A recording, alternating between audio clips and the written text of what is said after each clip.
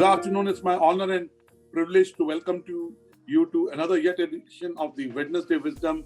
We call it the University of the Future.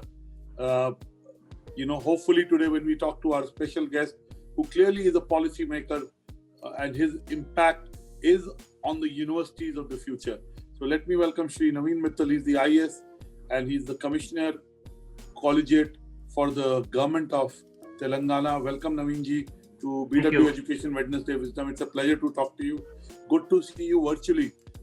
First of all, how have been the last 8 months for you, both personally and professionally?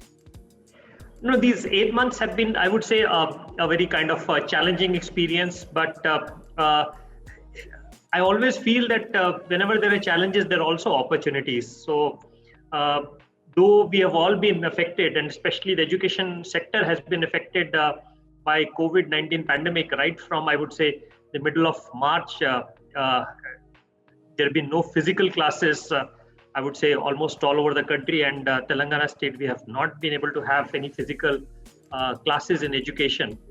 But I also see a kind of a positive side to it in the sense that this has really accelerated the change and the transformation which we were all waiting for in the education sector. I mean, something which would have taken, let's say, 5 to 10 years has got compressed into a time frame of about 5 to 10 months. And we've seen a very rapid kind of change and transformation which is happening.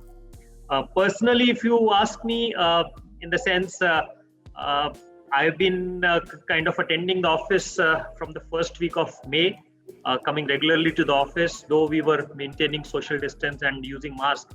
But in between, I also personally got affected by COVID in September. I was tested COVID positive, and I had also to be in the hospital also for about 5 days, mainly for kind of safety concerns, in the sense I didn't need oxygen. But then there were some risk factors in terms of high blood inflammatory markers, and high fever, which doctor said should not be taken lightly. So, I recovered well, and I'm perfectly fine now. Family front. You look fine. By God grace, you look fine. And as you told me, you're attending office regularly. You're coming physically to office. Education is a little different. Children are, whether it's your children or children in the state of Telangana or in the country, whether in school or in colleges, are accessing education through digital means, to classrooms virtually. Tell us, what is your commentary on how this experience of education has been, and going forward when we have a choice? Today we have a compulsion. We can't open the schools. We can't take the risk. But tomorrow when we have a choice, what do you think will stay and what will go away? I remember when we did the first Wednesday Wisdom about 6.5 months, you were on it. I think we're now doing the 35th Wednesday Wisdom and you're on it. What has changed since then? What will stay permanently and what will return back to campuses? What's your sense? I think this is a very interesting question which you've asked, Anuragji. In the sense, it's kind of a pendulum which has moved from one end to the other end.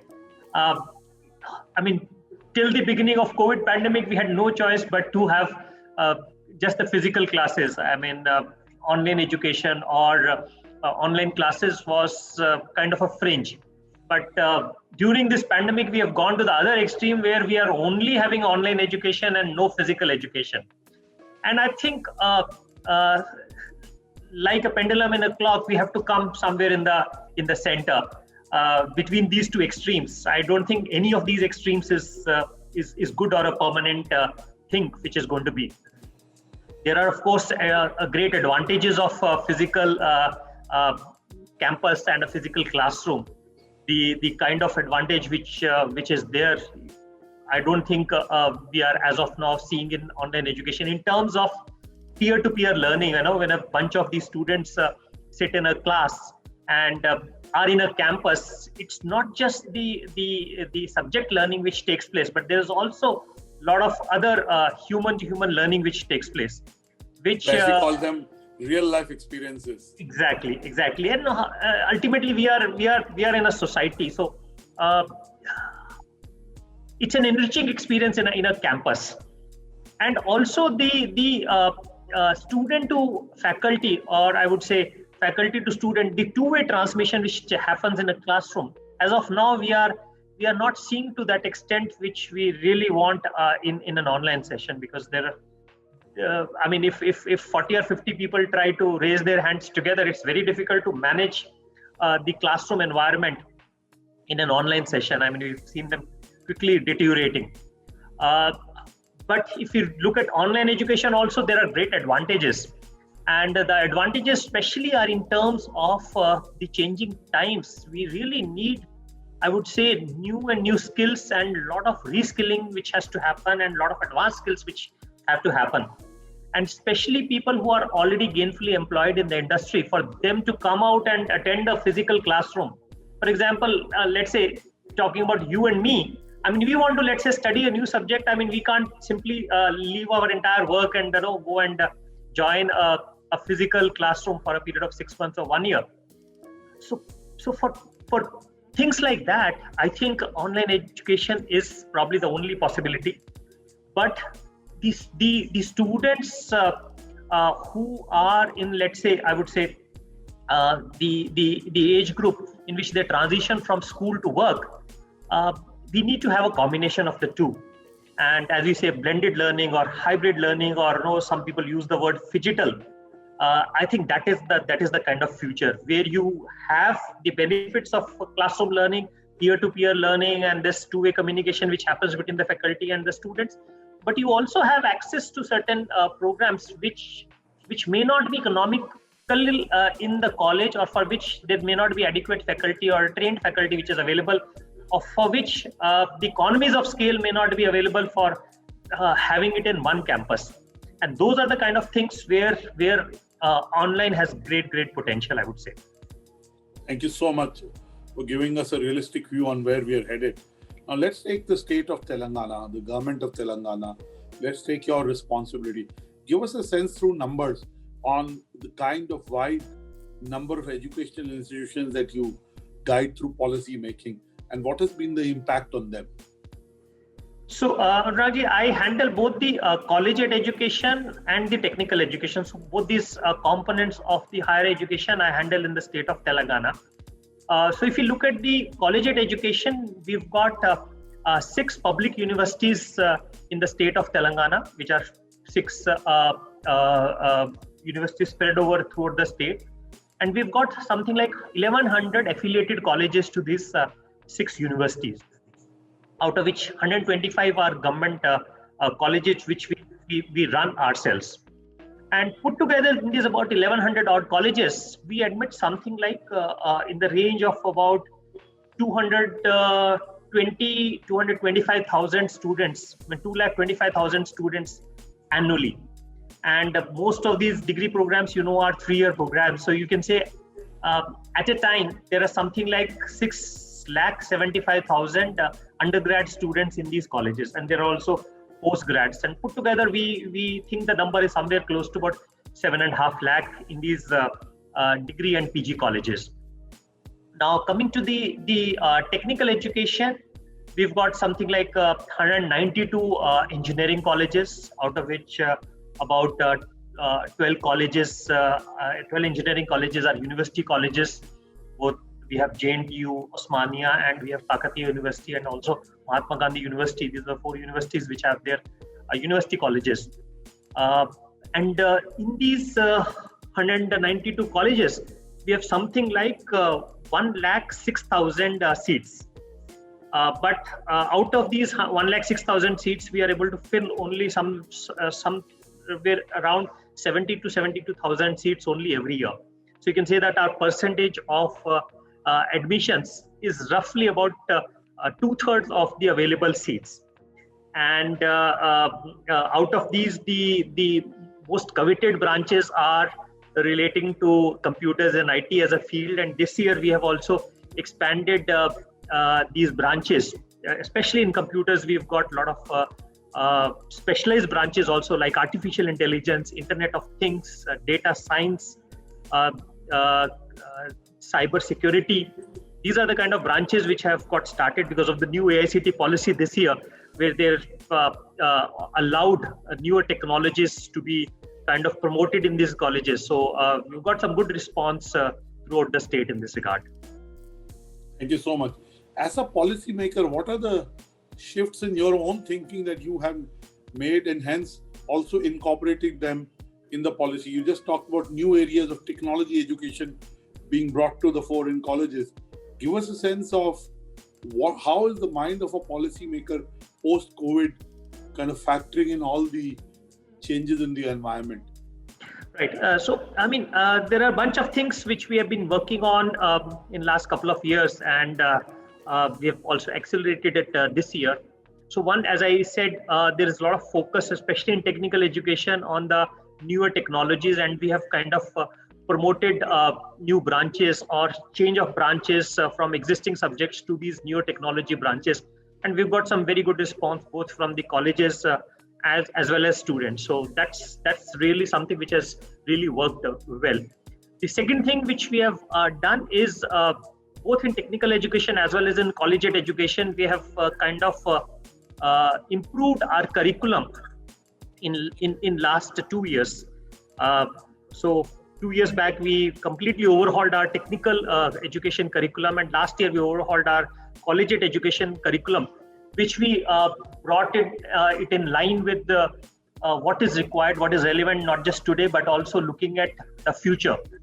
So that has been, and we have also involved the industry experts also as to what is really required for employability and entrepreneurship also has been brought into the curriculum. And one of the things which we have kind of focused upon is that skills which we earlier used to think are co-curricular and extracurricular skills. I mean, for example, let's say for a BA student, a computer skill was considered to be co-curricular and an extracurricular skill. And some of the management skills we talked about, human skills, those were somehow kind of were in the periphery. And our attempt has been to bring these skills into the core of our curriculum. And things which were kind of optional or things which were kind of non-credit skill courses where students were kind of made to fend for themselves, we have kind of brought it into the curriculum as credit courses, and that I would say has been a great success, and we feel that will really help to transform the careers of the students into the future. Another thing which we have also done, though we are as a state we are late into it, is that this year we have started 5 private universities in the state of Telangana. Now you may say that whole country is doing. Why is Telangana late into it? But I think starting it this year has also given us a lot of advantages that some really good quality institutions or universities we have been able to get, and not those run-of-the-mill types. And we think that we've been able to borrow the crystallized wisdom from the successes all over the country and bring it. And I call it a late mover advantage. Yes, I even call it a last mover advantage. Traditionally, when we were growing up and we were studying, we used to have the first mover advantage. But you're right, you can have the distilled wisdom, which you can apply to leapfrog. You don't have to, and attract better quality of universities, as you just told us. Exactly. So that has kind of I mean, we always say that the advances which India has done in the telecom is because of that last mover advantage which we have, because we didn't have to go to the copper route and we straight away went wireless into it, unlike the rest of the world or the West. So I think that has been a very good success, and because of that we are really getting some more very, very quality proposals for setting up private universities in the state of Telangana. And of course, finally, as I mentioned, there has been a distinct shift to move into a kind of a blended mode of learning. For example, with the policy support of AICTE and UGC, now we are permitting 20% of the credits to be done online by the students on the SWAYAM platform. And we are also having our own learning management system, wherein some of the subjects for which adequate numbers were not available in the colleges. For example, I'll give you an example of some of the art subjects like sociology or psychology or geography or journalism, mass communication, or public administration, for which every college was not having adequate numbers or numbers which can support engaging a dedicated faculty for it. We have been able to kind of pool up all over the state and have our own learning management system through which we are able to now float the courses this year, which we think will bring in a lot of flexibility and also allow the students to choose subjects of their interest. So these are a bunch of things, and of course, education is a very, I would say, dynamic field. And as I mentioned, the COVID-19 pandemic has really accelerated the adoption of technology. So that's another technology adoption in the institutions is another focus area. Absolutely right. And I just want to ask you 3 questions. One, there is also a feeling that in government-run colleges across the country, not just in your state, but rather than creating a digital democratization, we've created a digital divide. Because the government schools are not equipped enough in terms of technological tools. You yourself said, upgradation of technology is an important kind of focus area. So give us a sense, how is the government of Telangana, first of all, is what I'm saying true and applicable to the government of Telangana, also like it's applicable to other states? Because, COVID came out of nowhere to be able to put us in the scenario that we are in right now. And second, if yes, what are you doing to bridge this digital divide? Right. So again, I would say this is a very, very important question which you have asked. And my answer to that would be that things are very different at the school education level and at the higher education level. So if you really look at the school education level, you would find that the government schools, not just in the state of Telangana, but all across the country, are sort of a last resort for the students. If they don't get into a private school, they get into a government school in most cases. I mean, there are few schools maybe which may be against this trend, but I would say bulk of it and a huge percentage of it is that this serves more of access issue and affordability issue for the students, especially from marginal and the poor backgrounds, and those who can afford go into private education. But if you really look at the higher education sector, the things totally transform. I mean, it's probably the other way around. For example, if you look at the engineering education, it is the public institutions which are high in demand, and only when they get filled up, the students go to the private institutions. I mean, you can look at the top of the end spectrum is IITs and then NITs, and even in the state level, the government engineering colleges or the university engineering colleges. For example, we have this JNTU and the Osmania University engineering colleges, which are the top choice among the students by far. I mean, I don't see students who leave a seat in university or government institution to go into a private institution. And similarly, I would say is the even in medical education, if you see all across the country, it's the government institutions which are high in demand compared to private education. And I can confidently tell you that in the state of Telangana, because even for a degree education, that is the collegiate education, all those 2,25,000 student admissions which I talked about, they happen through a common portal. We call it this portal DOST, the Degree Online Services Telangana. So this is a common portal for admission to all the colleges in the state of Telangana. And I would say it's a state-of-the-art portal. In fact, we have helped few other states also to kind of set up such a portal in their own states. And so we have got access to the student choices, the overall student data. And even for degree colleges, the students choose government institutions first, and if they don't get in, then they choose the private institutions. Now, so that is the kind of student choices, both at the school education level as well as at the higher education level.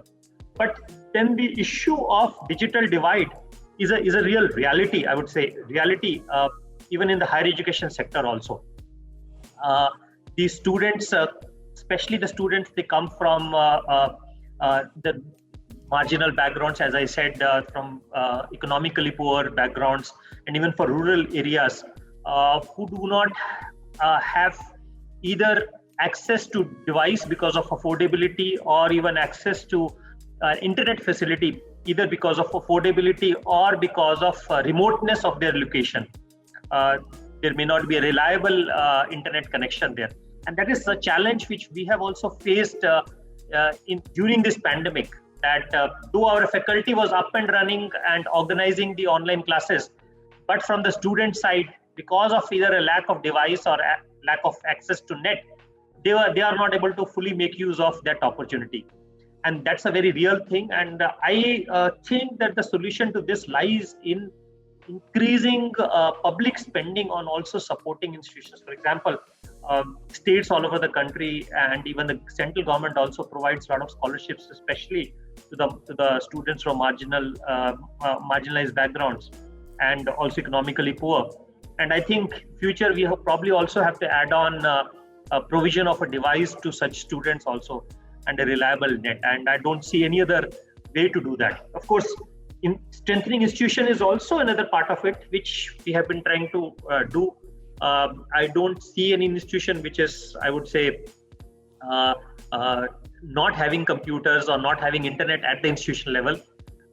Maybe the speed of internet because of location might be an issue, but the provision of internet is there in every government educational institution, as well as computers are there. But it's the issue from the student side, and I think which governments will have to seriously think all over the country to support. Okay. Mr. Mittal, if we had to kind of project the future now, if I talk to 12 months from now, what are the things you expect to happen over the next 12 months? And in your case, I can definitely say, what will you make happen in the next 12 months? Because where you sit, you have the, authority and the responsibility of unlocking the potential of, education. So give us a sense, and especially there is a new education policy that has been announced. It is right now a vision paper.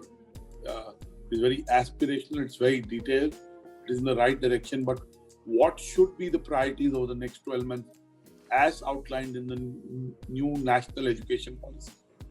So you're very right in saying that our new national education policy, which we got after almost a period of 34 years, is a very, very progressive policy. And again, I would say this is an outcome of crystallized wisdom and the work which has been done in last 5 years. This has been in making for nearly 5 years and has gone through multiple rounds of consultations. And it has come out very brilliantly. I don't see any real flaws in the policies, though people may have their own opinion regarding some of the elements of it. But I would say it's a very, very progressive policy. And if we are able to implement this policy quickly all over the country, we will see the kind of transformation which we have been waiting for in the educational sector in our country for last few years. We all knew the ills or the problems in the education system, but we were waiting for some such catalyst to come in to help to transform and take it to the global level, which I think India is the rightful claimant. And if we can implement it quickly, I'm sure we'll reap the benefits also very quickly. Now, there are a bunch of things which need to be done. Of course, again, as I was talking about the digital adoption, the school level and the higher education, again, this policy also has two components. One is the school education component, where bulk of the role has to be played by the states, because almost, if you see the numbers, 80 to 90% of the school education is in the hands of the states. I mean, the CBSE or the ICSE or the international baccalaureate, which is popular in some of the high-end private schools, is a very, very small fraction. I mean, I can tell you about Telangana, it is probably less than 10%. 90% of the school education is in the hands of state government. So there, the lot of effort and work needs to be done from the state government side to implement some of the progressive ideas which are there in this policy at the school stage.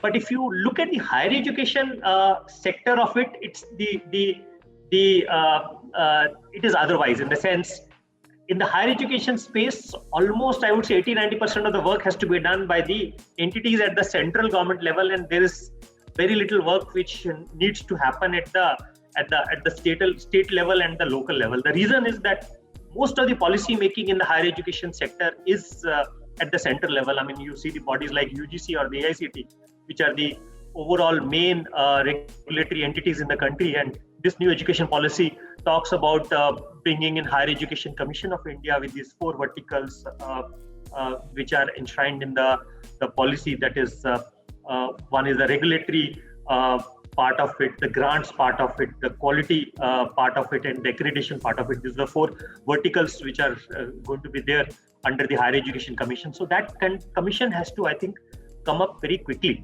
so that the work can be accelerated in terms of new regulations which need to be brought about.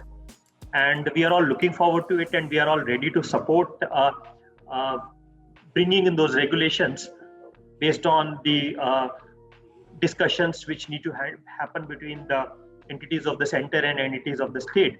And I think that really needs to be quickly brought in. I mean, of course, now there are few features which are very, very progressive features in the policy. One of them is the multidisciplinary nature of the education. That is, the institutions need not be now standalone institutions like, let's say, engineering institution or a law institution or a agricultural institution. They need to kind of become multidisciplinary in nature.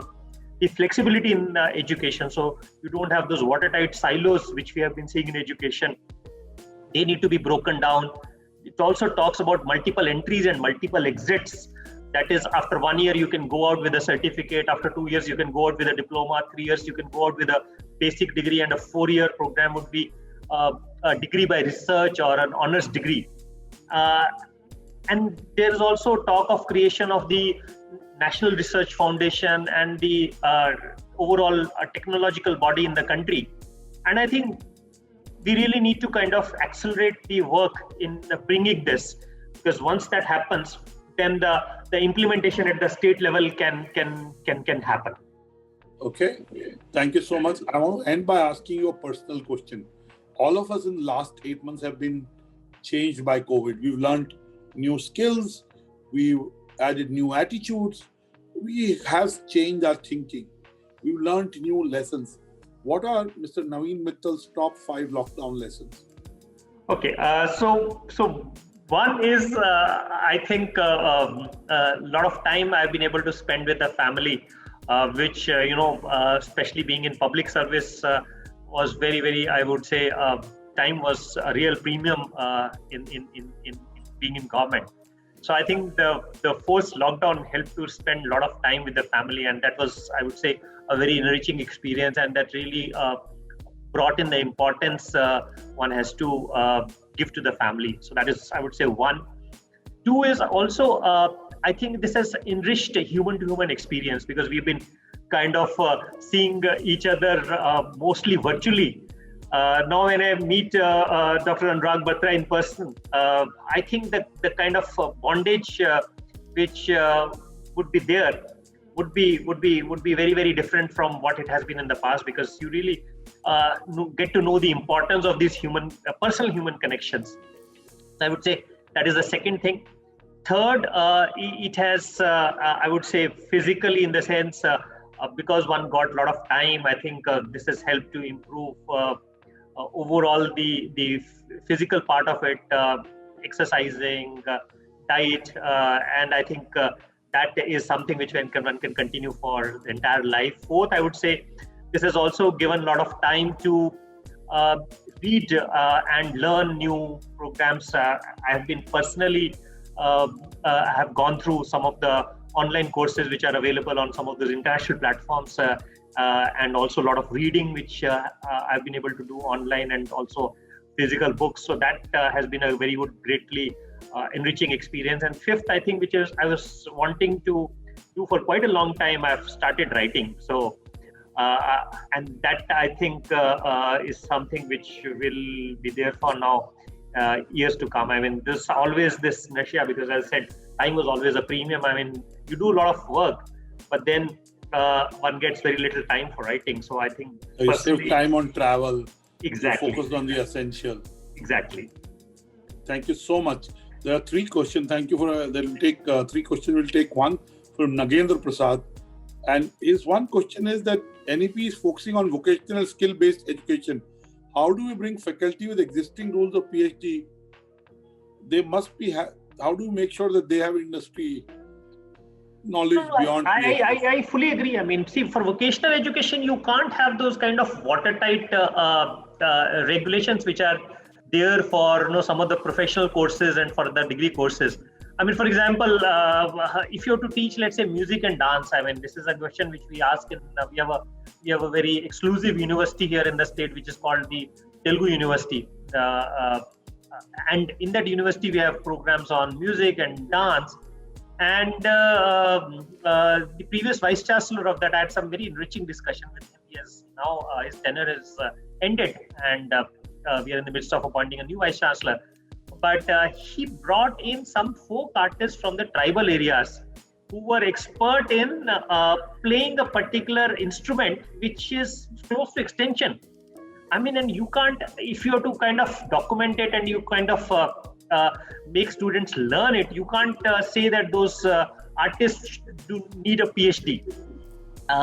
So that is something I think as a system, as a country, we have to realize. I mean, you have to teach carpentry, you can't have a PhD in carpentry, or in an ITI, you can't have a PhD. So these are skills that you learn by doing. Exactly. And implementing. The more you implement this, the better the craft gets. Very true. So we have to have kind of, let's say, some term which is brilliantly used as professors of practice rather than professors having PhD. Beautiful. Professors of practice. There's one more question we'll take. It is from Pradeep Jyoti. He says, what are the skill development initiatives that are being taken in the higher education sector? Right. So there are 2 types of, I would say, initiatives. One is, as I was mentioning, skills which are required for the students for employability and for entrepreneurship. In the sense, the students who pass out from our institutions, they need to have some skills basically to meet the demands of the market, whether they are employed or they take up doing something of their own. So those are skills which I was talking to you, that they were at the periphery, and many of those skills were taught as non-credit programs through some ad hoc initiatives here and there, because of some interest taken by some principal or some institution. It happens there, but another institution where they don't take interest, it doesn't happen. We have tried to bring it into the core of our curriculum. And those skills are basically computer skills, both basic and advanced computer skills. Then sort of management skills, I would say, which are required both for employability and entrepreneurship. Communication skills is another one. I mean, you would be surprised to know that we were teaching something like 20 credits each in English and second language. But there was literally zero importance on communication. I mean, science students were being taught literature. I'm not saying literature is bad, but you really need to focus on communication. I mean, when we come across a science graduate, I mean, if he cannot speak or write what he wants to, I don't think his future is bright enough. I mean, whether he's working in the industry or even whether he or she is in the research. I mean, somebody who's, let's say, done path-breaking research and cannot convert it into a good paper which can be read globally, that research is not going to have the kind of impact which one requires. So there needs to be a lot of focus on communication, both oral and written communication. That is something which we have been able to bring in. So that is part of the programs. Now there is another second set of it, which is basically the skills which are more vocational in nature, sort of certificate programs, basic certificate or advanced certificate or a kind of PG diploma or a diploma. Those are the skills which are also being focused based on the demand from the market and from the students. And then there is a wide variety of it. I mean, for example, there is one course which we run here, which is basically use of cosmetic lasers Now it's a very, very niche area, but then there are a lot of takers for it, and you need very to specialized. Teach that very specialized, and you need to teach that as a specialized program. It can't be just a kind of a long duration program. It has to be a kind of a short duration. So there are those skills. Thank you so much, Mr. Mittal. All I want to say to all our viewers is that, the government and the policymakers are progressive. The national education policy has elucidated its vision and its focus areas for the future very clearly. I'm sure the implementation will happen. The focus on vocational and skill development will only get enhanced, and really multi-dimension and multidisciplinary universities and education will become part of the way our educational ecosystem works. I'd like to thank Shri Naveen Mittal for talking to BW Education and participating in the BW Education Wednesday Wisdom. For those of you who missed it, you can watch it on the BW Education YouTube page or read it in the next issue of BW Education. Thank you so much for joining us. We wish you luck. Stay safe. Stay indoors. Thank you. God bless you. Thank you, Mr. Mittal. Thank you, Raj. Thank you to all the viewers.